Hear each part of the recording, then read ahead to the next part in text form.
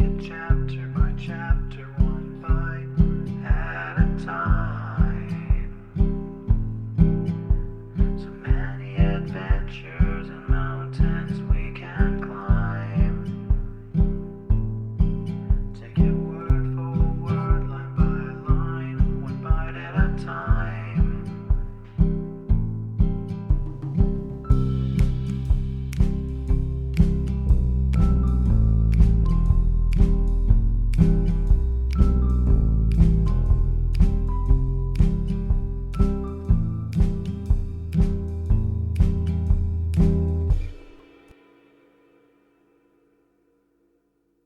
Welcome to Bite at a Time Books, where we read you your favorite classics one bite at a time. My name is Bree Carlile, and I love to read, and wanted to share my passion with listeners like you.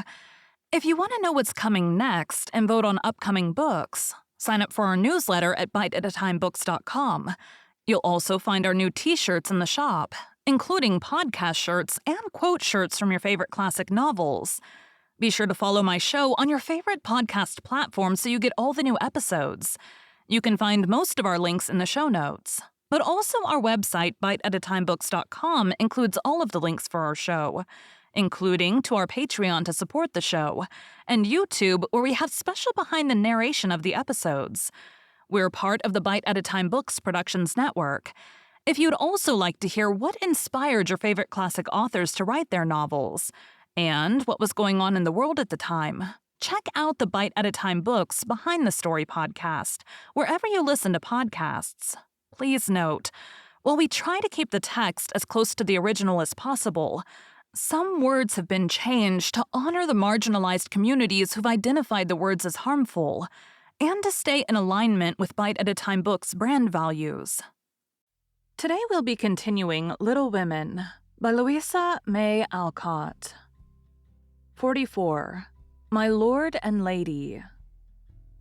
Please, Madam Mother, could you lend me my wife for half an hour? The luggage has come, and I've been making hay of Amy's Paris finery, trying to find some things I want, said Laurie, coming in the next day to find Mrs. Lawrence sitting in her mother's lap, as if being made the baby again. Certainly, go, dear. I forget that you have any home but this. And Mrs. March pressed the white hand that wore the wedding ring, as if asking pardon for her maternal covetousness. I shouldn't have come over if I could have helped it, but I can't get on without my little woman any more than a weathercock can without wind, suggested Jo, as he paused for a simile. Jo had grown quite her own saucy self again since Teddy came home. Exactly, for Amy keeps me pointing due west most of the time, with only an occasional whiffle round to the south, and I haven't had an easterly spell since I was married. Don't know anything about the north, but am altogether salubrious and balmy. Hey, my lady? Lovely weather so far. I don't know how long it will last, but I'm not afraid of storms, for I'm learning how to sail my ship. Come home, dear, and I'll find your boot jack. I suppose that's what you're rummaging after among my things. Men are so helpless, Mother, said Amy with a matronly air which delighted her husband. What are you going to do with yourselves after you get settled? Asked Jo, buttoning Amy's cloak as she used to button her pinafores. We have our plans. We don't mean to say much about them yet because we're such very new brooms, but we don't intend to be idle. I'm going into business with a devotion that shall delight grandfather, and prove to him that I'm not spoiled. I need something of the sort to keep me steady. I'm tired of dawdling and mean to work like a man. And Amy? What is she going to do? Asked Mrs. March, well pleased at Laurie's decision and the energy with which he spoke. After doing the civil all round and airing our best bonnet, we shall astonish you by the elegant hospitalities of our mansion, the brilliant society we shall draw about us, and the beneficial influence we shall exert over the world at large. That's about it. Isn't it, Madame Récamier? Asked Laurie with a quizzical look at Amy. Time will show. Come away, impertinence, and don't shock my family by calling me names before their faces, answered Amy, resolving that there should be a home with a good wife in it before she set up a salon as a queen of society. How happy those children seem together, observed Mr. March, finding it difficult to become absorbed in his Aristotle after the young couple had gone. "Yes, and I think it will last," added Mrs. March, with the restful expression of a pilot who has brought a ship safely into port. "I know it will. Happy Amy." And Joe sighed, then smiled brightly as Professor Bear opened the gate with an impatient push. Later in the evening, when his mind had been set at rest about the bootjack, Laurie said suddenly to his wife, who was flitting about, arranging her new art treasures, "Mrs. Lawrence." "My lord?" "That man intends to marry our Joe." "I hope so. Don't you, dear?" "Well, my love, I consider him a trump in the fullest sense of that expressive word, but I do wish he was a little younger and a good deal richer." "Now, Laurie, don't be too fastidious and worldly-minded. If they love one another, it doesn't matter a particle how old they are, nor how poor. Women never should marry for money." Amy caught herself up short as the words escaped her, and looked at her husband, who replied with malicious gravity, "Certainly not, though you do hear charming girls say that they intend to do it sometimes. If my memory serves me, you once thought it your duty to make a rich match. That accounts, perhaps, for your marrying a good-for-nothing like me." "Oh, my dearest boy, don't say that. I forgot you were rich when I said yes. I'd have married you if you hadn't a penny, and I sometimes wish you were poor that I might show how much I love you." And Amy, who was very dignified in public and very fond in private, gave convincing proofs of the truth of her words. "You don't really think I'm such a mercenary creature as I tried to be once, do you? It would break my heart if you didn't believe that I'd gladly pull in the same boat with you, even if you had to get your living by rowing on the lake."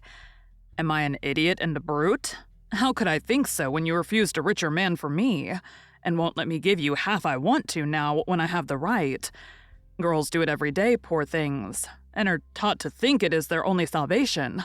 But you had better lessons, and though I trembled for you at one time, I was not disappointed, for the daughter was true to the mother's teaching. I told Mama so yesterday, and she looked as glad and grateful as if I'd given her a check for $1 million to be spent in charity. You're not listening to my moral remarks, Mrs. Lawrence." And Laurie paused, for Amy's eyes had an absent look, though fixed upon his face. "Yes, I am, and admiring the dimple in your chin at the same time. I don't wish to make you vain, but I must confess that I'm prouder of my handsome husband than all of his money. Don't laugh, but your nose is such a comfort to me." And Amy softly caressed the well-cut feature with artistic satisfaction. Laurie had received many compliments in his life, but never one that suited him better, as he plainly showed, though he did laugh at his wife's peculiar taste while she said slowly, "May I ask you a question, dear?" "Of course you may." "Shall you care if Joe does marry Mr. Bear?" "Oh, that's the trouble, is it? I thought there was something in the dimple that didn't suit you. Not being a dog in the manger, but the happiest fellow alive, I assure you I can dance at Joe's wedding with a heart as light as my heels. Do you doubt it, my darling?" Amy looked up at him and was satisfied. Her last little jealous fear vanished forever, and she thanked him with a face full of love and confidence. "I wish we could do something for that capital old professor. Couldn't we invent a rich relation who shall obligingly die out there in Germany and leave him a tidy little fortune?" said Laurie, when they began to pace up and down the long drawing room arm in arm, as they were fond of doing in memory of the chateau garden. "Joe would find us out and spoil it all. She is very proud of him, just as he is, and said yesterday that she thought poverty was a beautiful thing." "Bless her dear heart. She won't think so when she has a literary husband and a dozen little professors and professorins to support. We won't interfere now, but watch our chance, and do them a good turn in spite of themselves. I owe Joe for a part of my education, and she believes in people's paying their honest debts, so I'll get round her in that way." "How delightful it is to be able to help others, isn't it? That was always one of my dreams, to have the power of giving freely. And thanks to you, the dream has come true." We'll do quantities of good, won't we? There's one sort of poverty that I particularly like to help. Out-and-out beggars get taken care of, but poor gentlefolks fare badly.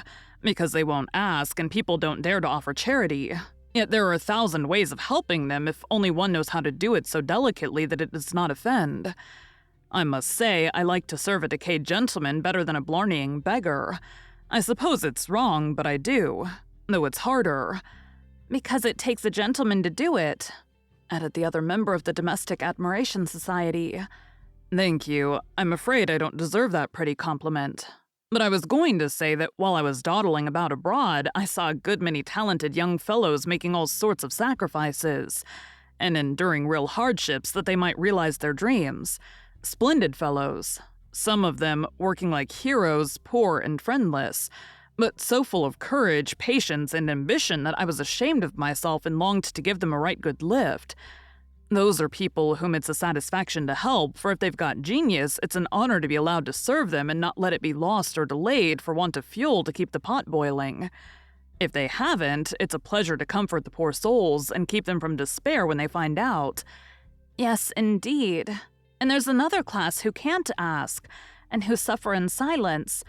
I know something of it, for I belonged to it before you made a princess of me, as the king does the beggar maid in the old story. Ambitious girls have a hard time, Laurie, and often have to see youth, health, and precious opportunities go by, just for want of a little help at the right minute. People have been very kind to me, and whenever I see girls struggling along as we used to do, I want to put out my hand and help them as I was helped. And you shall, like an angel as you are, cried Laurie, resolving with a glow of philanthropic zeal to found and endow an institution for the express benefit of young women with artistic tendencies. Rich people have no right to sit down and enjoy themselves, or let their money accumulate for others to waste. It's not half so sensible to leave legacies when one dies as it is to use the money wisely while alive and enjoy making one's fellow creatures happy with it. We'll have a good time ourselves and add an extra relish to our own pleasure by giving other people a generous taste. Will you be a little Dorcas, going about emptying a big basket of comforts and filling it up with good deeds? With all my heart, if you will be a brave St. Martin, stopping as you ride gallantly through the world to share your cloak with the beggar. It's a bargain, and we shall get the best of it. So the young pair shook hands upon it, and then paced happily on again, feeling that their pleasant home was more homelike, because they hoped to brighten other homes, believing that their own feet would walk more uprightly along the flowery path before them if they smoothed rough ways for other feet, and feeling that their hearts were more closely knit together by a love which could tenderly remember those less blessed than they. Thank you for joining Bite at a Time Books today, while we read a bite of one of your favorite classics. Again, my name is Bree Carlile, and I hope you come back tomorrow for the next bite of Little Women. Don't forget to sign up for our newsletter at biteatatimebooks.com and check out the shop. You can check out the show notes or our website, biteatatimebooks.com, for the rest of the links for our show. We'd love to hear from you on social media as well.